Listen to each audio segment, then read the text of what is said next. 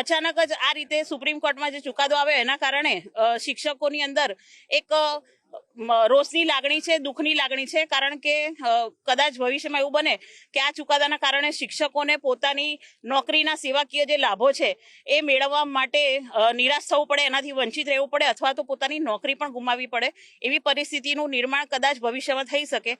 તો એના માટે શૈક્ષિક મહાસંઘ તરફથી માનનીય વડાપ્રધાનશ્રીને આ બાબતે હસ્તક્ષેપ કરી અને ચોમાસુ સત્ર જે છે સંસદનું ત્યારે એક ઠરાવ અથવા તો એક ઓર્ડિનન્સ પાસ કરી અને સુપ્રીમ કોર્ટના આ જે ચુકાદા છે એની અંદર હસ્તક્ષેપ દ્વારા શિક્ષકોને આ ટેટ પરીક્ષામાંથી મુક્તિ આપવા માટે કોઈ નવો અથવા તો વચગાળાનો રસ્તો કાઢવા માટે આવેદનપત્ર આપવાનો કાર્યક્રમ છે. નિમણૂક થઈ તે વખતે જે ધારા ધોરણો હતા એનું પાલન કર્યું છે અને આવ્યા છે, મેરિટને મેથડના આધારે આવ્યા છે, પરંતુ હાલ તેઓ લોકોની નોકરી જોખમમાં છે.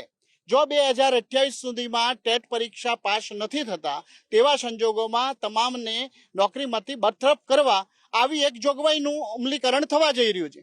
એટલે આ એક એવી બાબત છે કે જે સીધા શિક્ષકોના જીવન ધોરણ સાથે સંકળાયેલી છે.